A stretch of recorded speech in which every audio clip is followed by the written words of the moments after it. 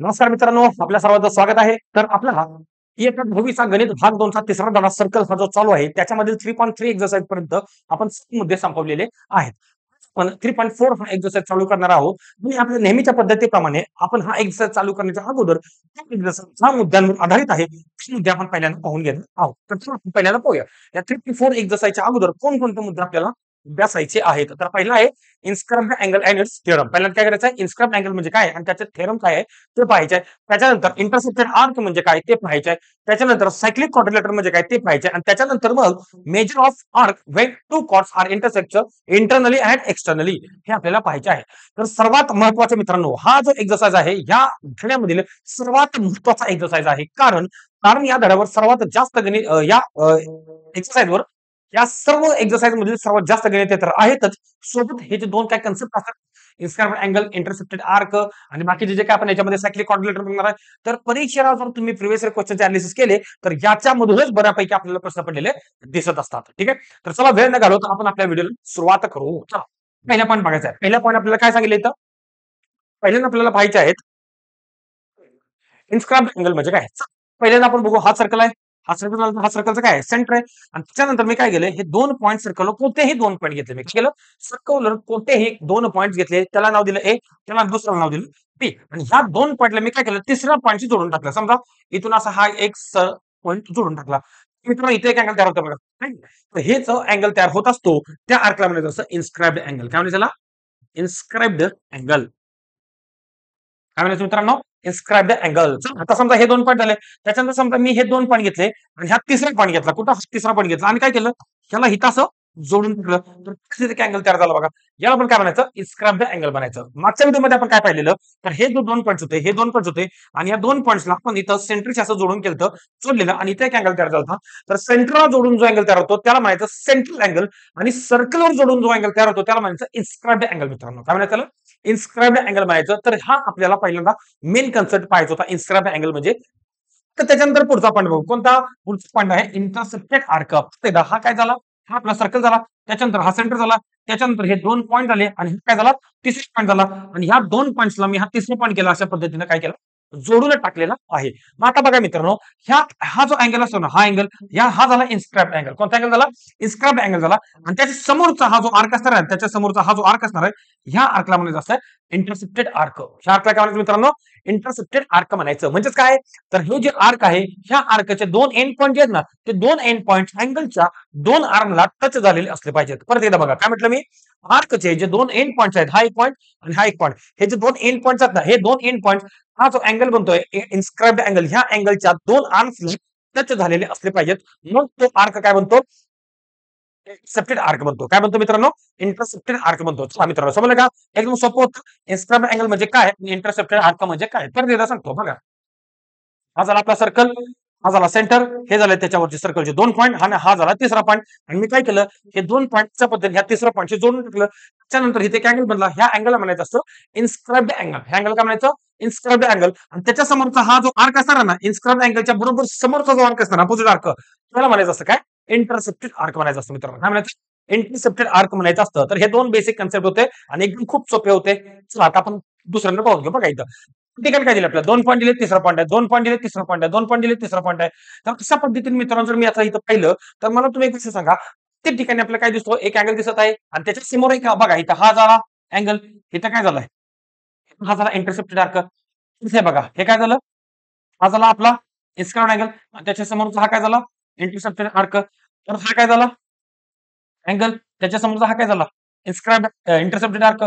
तर बघा हे काय झालं, दोन पॉईंट्स अँगल झाला आणि त्याच्या समोरचा हा एक अँगल आणि सॉरी हा एक आर्क आणि हा एक आर्क, दोन इंटरसेप्टेड आर्क झालेले आहेत.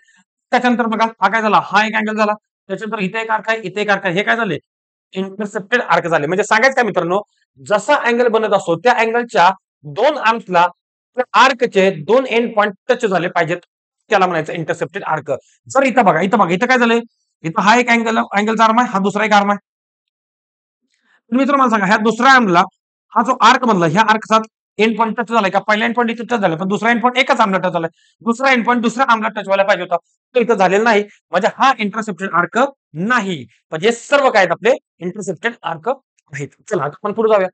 पुढच्या पॉईंट मध्ये बघा काय म्हटलं आता आपल्याला बघायचं आहे corollaries of inscribed angle theorem म्हणजे काय जो इन्स्क्राइब्ड अँगल आहे ना त्याच्या पुढे अजून आपल्याला थोडंसं जायचं आहे त्याच्यामध्ये काय पहिलं बघा पहिलं आपल्याला सांगितलेलं आहे angle inscribed in the same arc is congruent बघा काय झालं हा सर्कल झाला हे 2 पॉईंट झाले आपले नेहमीचे आणि 2 पॉईंट झाले तर हा एक तिसरा पॉईंट झाला ह्याच्यामध्ये काय झाला मी अशा पद्धतीनं हे जोडून टाकले हा झाला इन्स्क्राइब्ड अँगल आणि हा झाला पहिला इंटरसेप्टेड आर्क हा काय झाला इंटरसेप्टेड आर्क झाला मग ह्या इंटरसेप्टेड आर्क मध्ये हा पहिला अँगल झाला समजा आता मी काय केलं इथं दुसरा पॉईंट घेतला आणि ह्याला जोडून टाकला असं हा दुसरा अँगल झाला परत मी काय केलं हा तिसरा एक पॉईंट घेतला त्यालाही तसं जोडून टाकलं तिसरा अँगल झाला त्यानंतर मी काय केलं हा चौथा पॉईंट घेतला त्यालाही तसं जोडून टाकलं काय झालं चौथा अँगल झालेला आहे मग इथे सांगितलंय काय हे जे अँगल बनलेले आहेत ना एकाच आर्क मध्ये बघा एकाच आर्क मध्ये बघा आहे का पहिला arc same arc same arc same arc सर्व अँगलच्या समोरचा आर्क कसा आहे सेम आहे जर आर्क सेम असेल तर मित्रांनो ते अँगल पण काय असणार आहे सेमच असणार आहेत त्या अँगल पण काय असणार सेमच असणार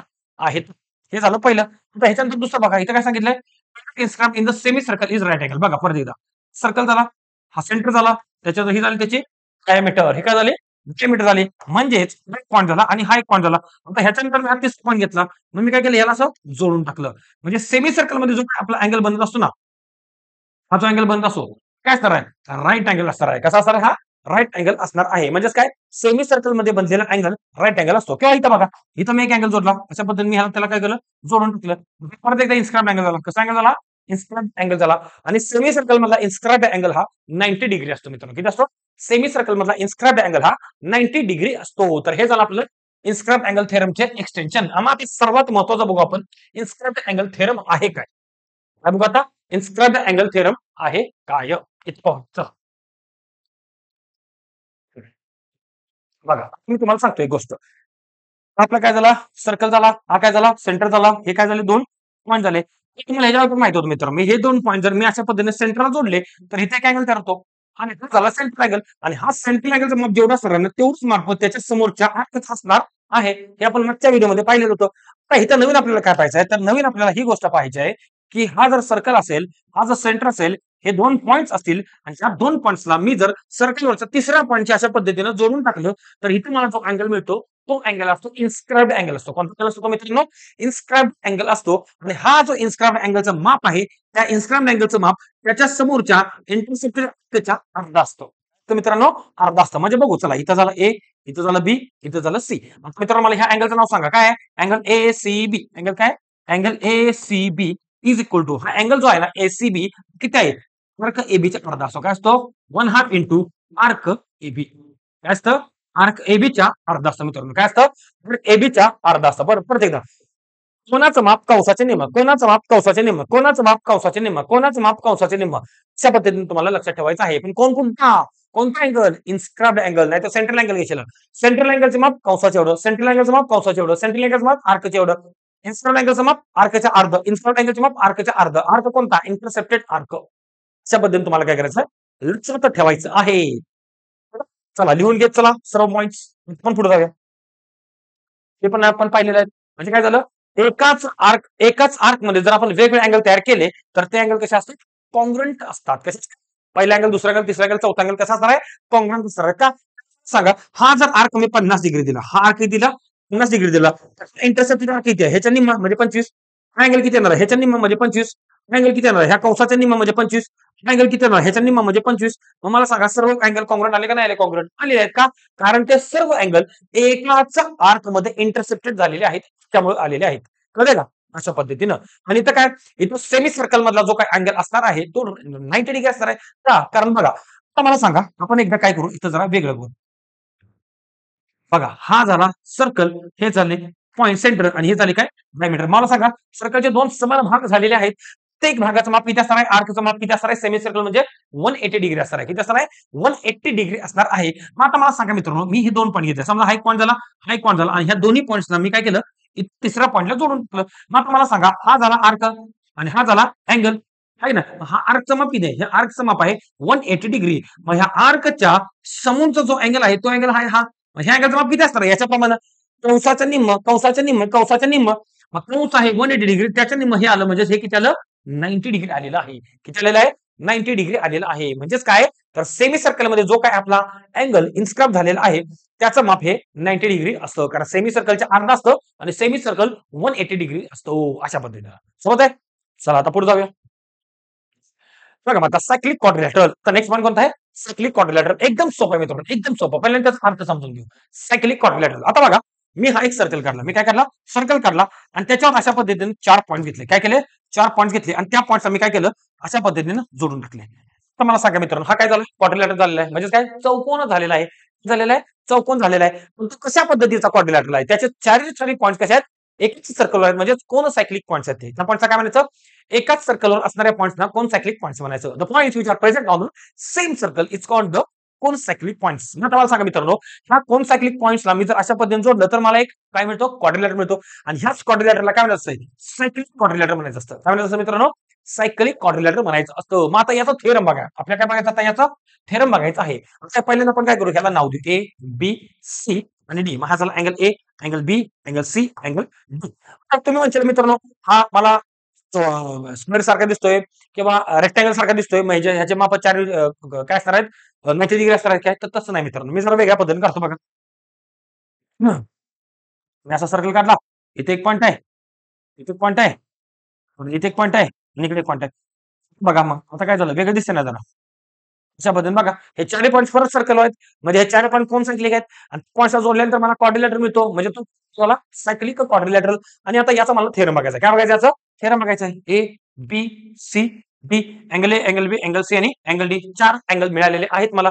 मग आता याचं थेरम काय सांगतं? तर याचं थेरम असं सांगतं, की अपोझिट जे अँगल असणार आहेत ना, त्यांची बेरीज 180 डिग्री असणार आहे. म्हणजे काय? Angle A plus angle C is equal to 180 degree. दुसरं काय? मग हे अपोझिट अँगल आहेत. हा पण आणि हा पण. B plus D angle B plus angle D is equal to 180 degree. असं हे आपल्याला थेरम सांगतं मित्रांनो. समजलंय का? काहीच का अवघड नाही. सायक्लिक क्वाड्रिलॅटर म्हणजे काय? तर असा क्वाड्रिलॅटर ज्या क्वाड्रिलॅटरच्या चारही व्हर्टायसेस म्हणजे ए, बी, सी, डी हे जे काही शिरोबिंदू चारही व्हर्टायसेस जे आहेत ना, ते चारही व्हर्टायसेस सेम सर्कलवर प्रेझेंट असणार आहेत. काय असणार आहेत? चारही व्हर्टायसेस सेम सर्कलवर प्रेझेंट असणार आहे ती. मग अशा पद्धतीने जर चार पॉइंट्स आपण जोडलं तर एक क्वाड्रिलॅटर मिळतो आणि त्या क्वाड्रिलॅटर म्हणायचं सायक्लिक क्वाड्रिलॅटरल. आणि त्याचं थेरम्स म्हणजे त्याची प्रॉपर्टी काय आहे? प्रॉपर्टी तर त्याची अपोजिट अँगलची जर आपण ऍडिशन केली तर ते कसे असतात? सप्लिमेंटरी असतात. म्हणजे काय? त्यांची बेरीज ही 180 डिग्री असते. मग angle A plus angle C is equal to 180 degree आणि angle B plus angle D is equal to 180 degree असते. मग हे झालं आपलं सायक्लिक क्वाड्रिलॅटरलचं थिअरम झालं मित्रांनो. समजलं का? मी एकदम सोप्या पद्धतीने तुम्हाला एक प्रश्न विचारतो मित्रांनो. मला एक तुम्ही गोष्ट सांगा. जर मी एक रेक्टँगल घेतला, काय घेतला मी? अशा पद्धतीनं हा रेक्टँगल घेतला आणि रेक्टँगल हा मी काय केला? हा रेक्टँगल कशा पद्धतीने काढला, की तो काय सायक्लिक आहे किंवा मी काय म्हटलं, की बाबा हा सायक्लिक आहे हे प्रूफ करा. मग तुम्ही काय करणार? एका सर्कलवर 4 पॉइंट घेणार, त्या 4 पॉइंटला जोडून टाकणार आणि 4 पॉइंटला जोडल्यानंतर तो रेक्टँगल जर बनत असेल, तर तो रेक्टँगल सायक्लिक असणार आहे की नाही असणार? असणार आहे का? कारण त्याच्या अपोझिट अँगलची बेरीज किती असणार आहे? 90 प्लस 90 180 आणि 90 प्लस 90 180. सायक्लिक बनण्यासाठी काय लागतं? सायक्लिक बनण्यासाठी लागतं त्यांच्या अपोझिट अँगलची बेरीज ही 180 डिग्री पाहिजे. मग अपोझिट अँगलची बेरीज 180 डिग्री हे रेक्टँगलमध्ये असणारच आहे. बरोबर ना? अशा पद्धतीने. मग हे आपल्याला गणित आहे पुढं आपण प्रूव्ह करणारच आहोत. चला आपण आता काय करू? आपण आपल्या सर्व प्रॉपर्टी शिकलेल्या आहेत. चला मित्रांनो, आपण आपल्या आतापर्यंत जो काही भाग बघितलेला होता, त्याच्यामध्ये ह्या सर्व प्रॉपर्टी बघितलेल्या होत्या, ज्याच्यामध्ये हा 3.4 एक्सरसाइज डिपेंड असणार आहे. जर तुम्हाला प्रॉपर्टी कळाली नसेल, तर परत एकदा बघून घ्या. कारण हा एक्सरसाइज व्यवस्थित जर समजायचा असेल, तुम्हाला ह्या प्रॉपर्टी व्यवस्थित समजणं खूप गरजेचं आहे. तर चला आपण आपल्या व्हिडिओच्या 3.4 एक्सरसाइजला सुरुवात करू. त्यातील हे पहिले गणित तुमच्या समोर दिसत आहे. सर्वांनी गणित व्यवस्थितरित्या वाचून घ्यायचं आहे. बघा काय सांगितलं इथं. आपल्याला सांगितलेलं आहे. दिसतंय का? येस, दिसतं. सर्कल दिलाय त्याच्यामध्ये आपल्याला काय केलंय? अँगल दिले आहेत 2. AOP एक अँगल आहे आणि ACB एक अँगल आहे आणि आपल्याला वेगवेगळी मापं विचारलेली आहेत. बघा काय म्हटलंय. In a circle with centre O, centre कोण आहे? O सेंटर आहे. With centre O, the length of the chord AB. आता बघा AB कुठे आहे? हे बघा ही लेंथ आहे. ही कोण आहे? कॉर्ड AB आहे ना? सर्कलचे 2 पॉइंट जोडणाऱ्याला काय म्हणायचं? कॉर्ड म्हणायचं. ह्याची AB ही लांबी कोण एवढी आहे? It is equal to the radius of the circle. Radius कोण आहे? बघा ही रेडियस आहे. OA आणि OB काय आहे? रेडियस आहे आणि OA आणि OB ह्या रेडियस एवढीच कोण आहे? ही AB ही कॉर्ड आहे. मग असं जर दिलं असेल तुम्हाला खालील चारही अँगलची मापं विचारलेली आहेत. 2 आर्क आहेत आणि 2 अँगल आहेत. तर आपण बघू मित्रांनो. चला आपण पहिल्यांदा गिव्हन मग. काय गिव्हन? पहिल्यांदा मला सांगा मित्रांनो, कॉर्ड AB आहे. हे बघा ही जी कॉर्ड AB आहे, ह्या ABचं माप कोण एवढं आहे? तर 2 रेडियस एवढं आहे. म्हणजे तिघांची माप काय झाली? समान झाली. देअरफॉर इथं लिहायचं आपण काय?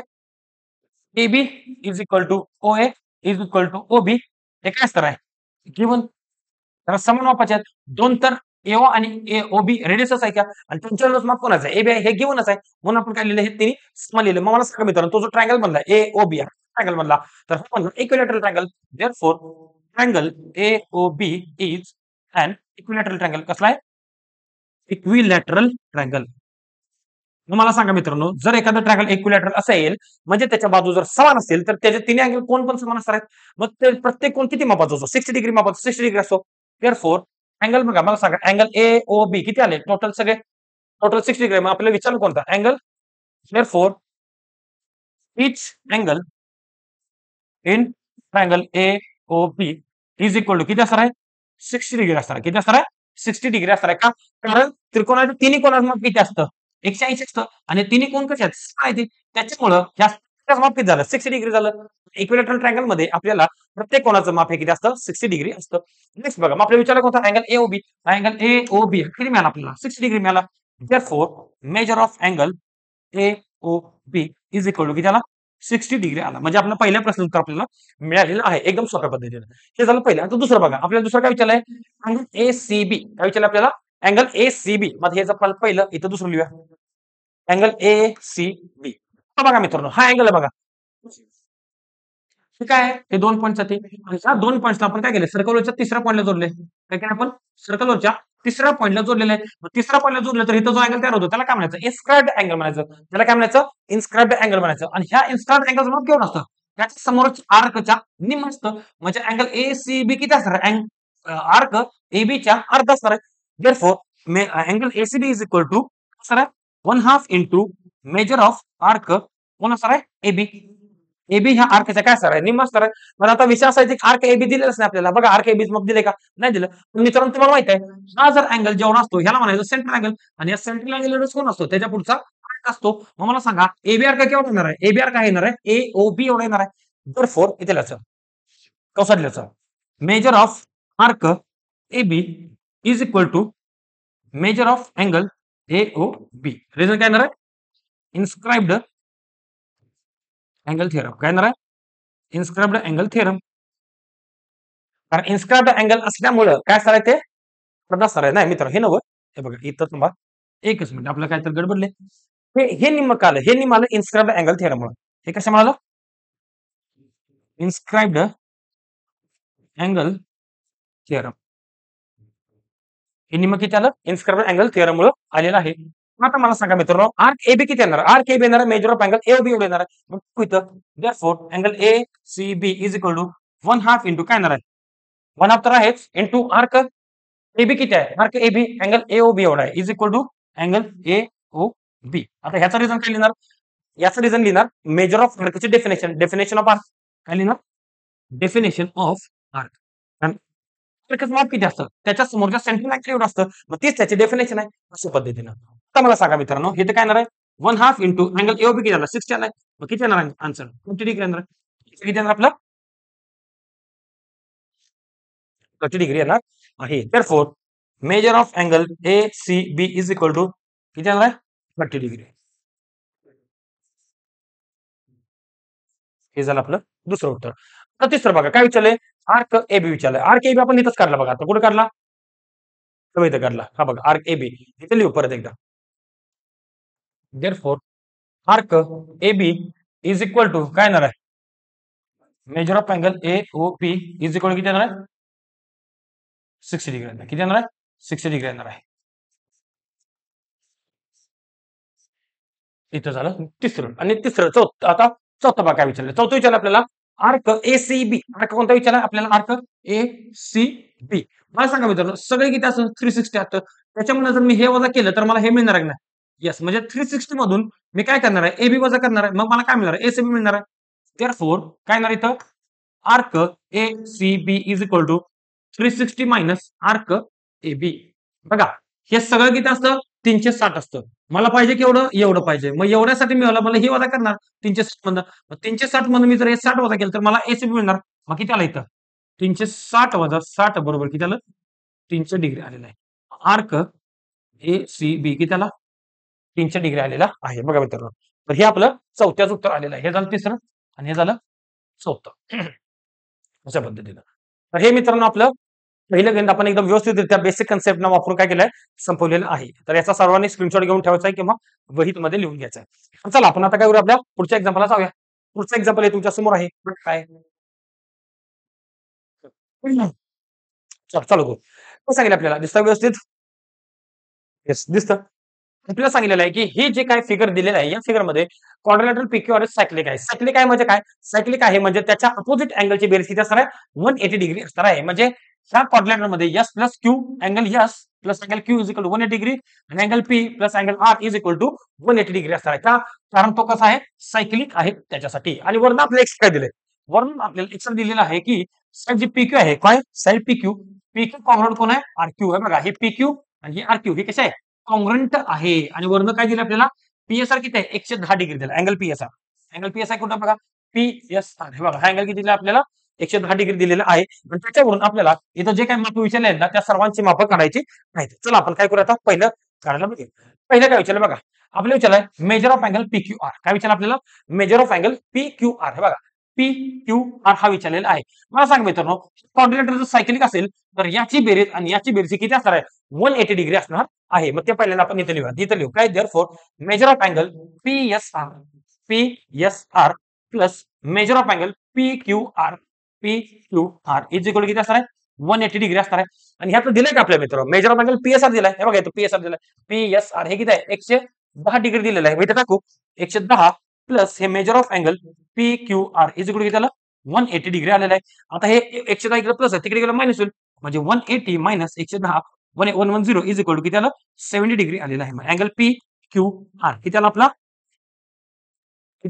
70 डिग्री आला. आता इथं काय टाकूया आपण इथं काय quadrilateral P Q R S is cyclic हे रिझन आपलं असणार आहे. कारण जर क्वाड्रिलॅटरल सायक्लिक असेल तर त्याची तोच अँगलची बेरीज ही सप्लिमेंटरी असणार म्हणजे 180 डिग्री असणार आहे. हा झाला आपला पहिल्या प्रश्नाचं उत्तर. आता दुसरा प्रश्न बघा.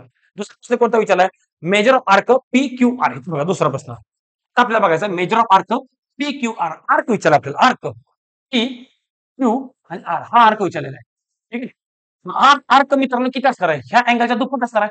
किती असणार आहे अँगलच्या दुप्पट कारण का अँगल काय असणार आहे आर्कच्या निम्मा आणि आर्क काय असणार अँगलच्या दुप्पट काय बघा हे दोन पॉईंट आहेत ना हे बघा ह्या आर्कचे हा जर मी बघितला पी क्यू आर हा जर आर्क बघितला तर ह्या आर्कचे दोन एंड पॉईंट कोणते आहेत पी आणि आर ह्याला जर मी ह्या तिसऱ्या पॉईंटला जोडला अशा पद्धतीने ते अँगल तयार झाला नाही.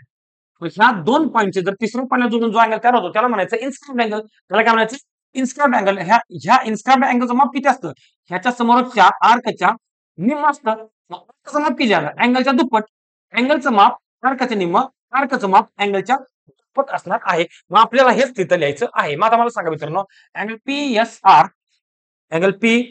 आर इज इक्वल किती असणार आहे तर पी क्यू आर चा अर्धा असणार आहे 1/2 into angle P angle arc measure of arc P Q R हा जो अँगल आहे हा अँगल किती असणार आहे आर्कच्या निम्मा असणार आहे measure of arc P Q मला सांगा मित्र मला काय काय मला पीएसआर माहिती आहे पीएसआर किती आहे बघा पीएस 110 आहे किती आहे 110.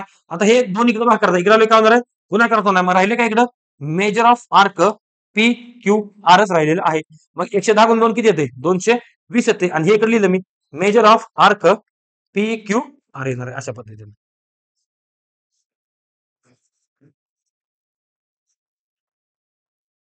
त्याला measure of arc P Q R 220 degree आलेलं आहे. हे आपण दुसऱ्या प्रश्नाचं उत्तर सुद्धा एकदम व्यवस्थित काढलेलं आहे. बघा दुसरा प्रश्न सिंपल.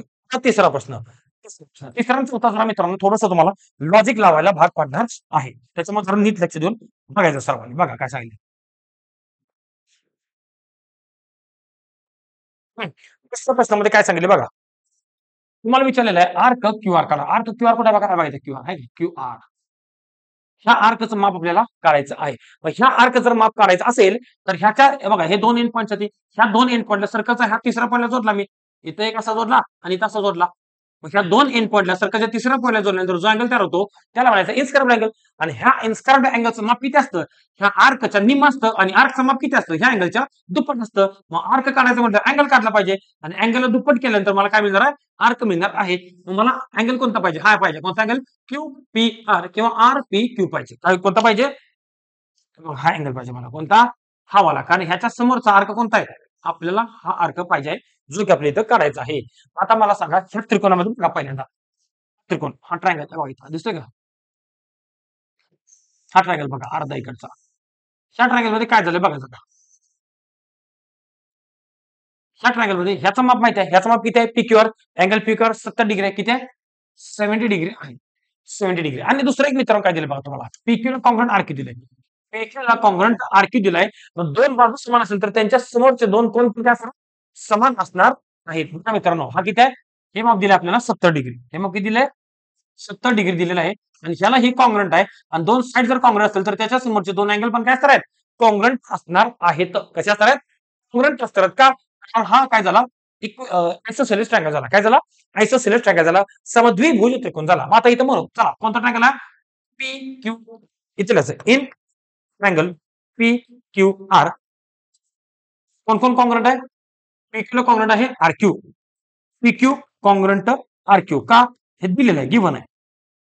मग मला सांगा एखाद्या ट्रायंगल मध्ये दोन साइड जर कॉन्ग्रंट असेल तर तो ट्रायंगल कोणता झाला?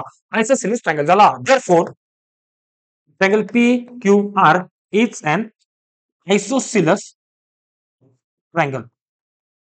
कसा ट्रायंगल झाला? आयसोसेलेस ट्रायंगल झालेला आहे. मग आता मला सांगा मित्रांनो हे दोन अँगल कसे आहेत? समान आहेत. मग किती आहेत मला माहित नाही पण समान आहेत एवढं मला माहित आहे. म्हणून मी त्यांना काय म्हणलं? ह्याला x मानला आणि ह्याला पण काय मानला?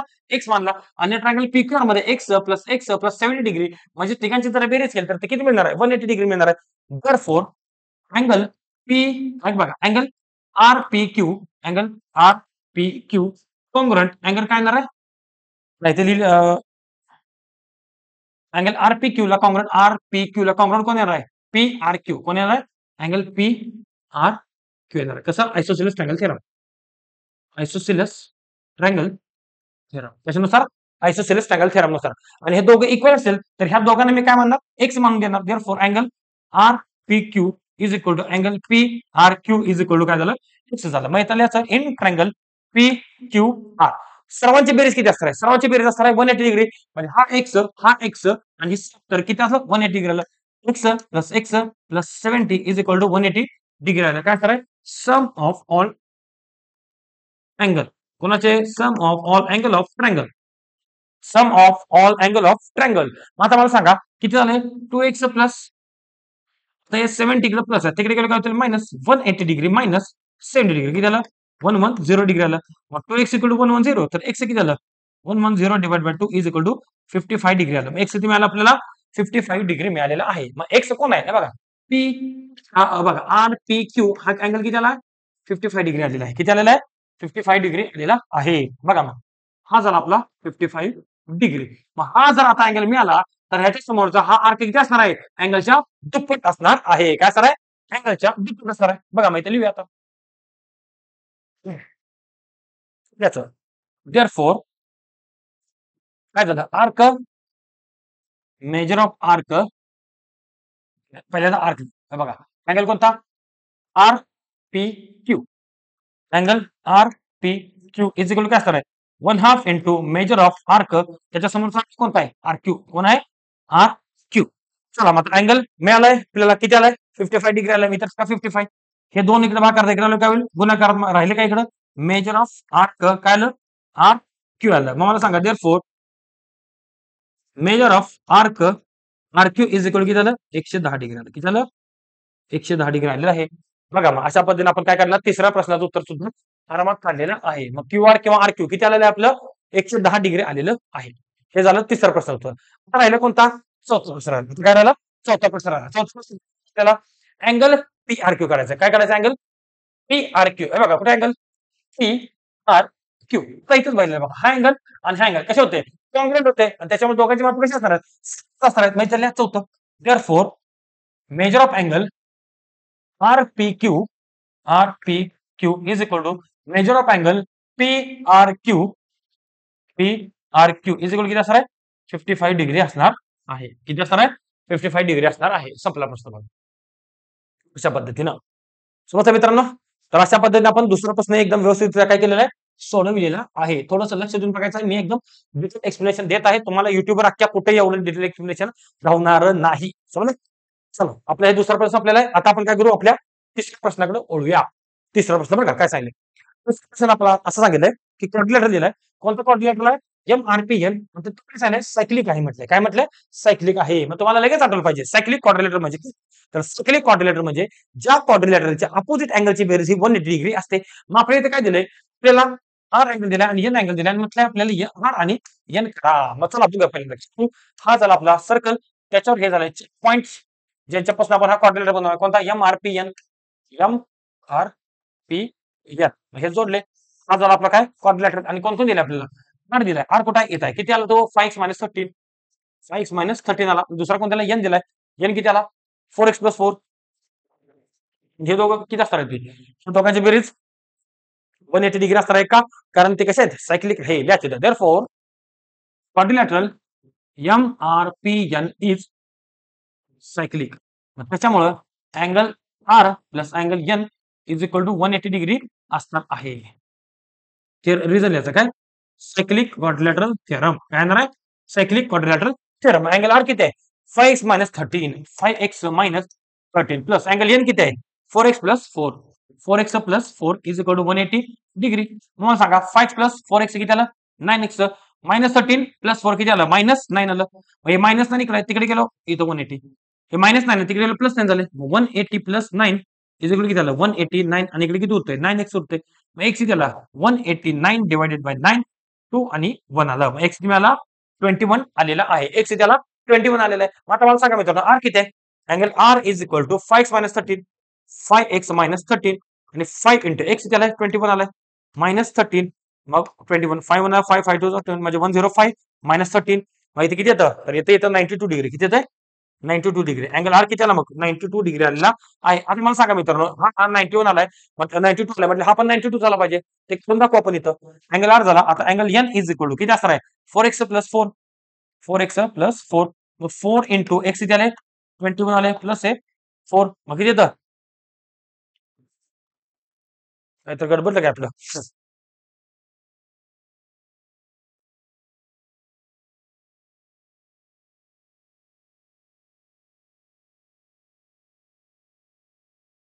सॉरी इक्वल असणार आहेत. दोघांचे बेरीज 180 असणार म्हणजे किती येणार आहे? बघा इथं 180 डिग्री फक्त बेरीज झालं पाहिजे. इक्वल असणार. किती येतं मग? 88 डिग्री येते.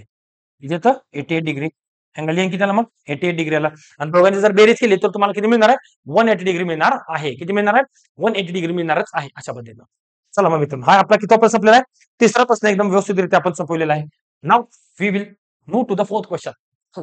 बघा हा फोर्थ क्वेश्चन आहे. त्या फोर्थ क्वेश्चन मध्ये आपल्याला काय सांगितलं बघा. आपल्याला एक सर्कल दिलाय. त्याच्यामध्ये एक डायमीटर दिले आरएस आणि एक पॉईंट तो तिकडे एक टी पॉईंट एक एक्सटर्नल दिलेला आहे आपल्याला. टी पॉईंट एक्सटर्नल दिलेला आहे. आणि आपल्याला काय सांगितलं मग विचारलं आपल्याला आरटीएस हा ॲक्यूट अँगल आहे प्रूफ करा. काय म्हटले? आरटीएस हे बघा. आरटीएस म्हणजे ह्याला जोडायचं. आरटी आणि एस. हा जो अँगल बनणार आहे ना हा ॲक्यूट अँगल आहे असं आपल्याला काय करायचं आहे? प्रूफ करायचं आहे. काय करायचं आहे? प्रूफ करायचं आहे. मग आता ती डायग्राम मित्र आपण इथं काढून घेऊ बघा. हा झाला सर्कल. हा झाला सेंटर ओ.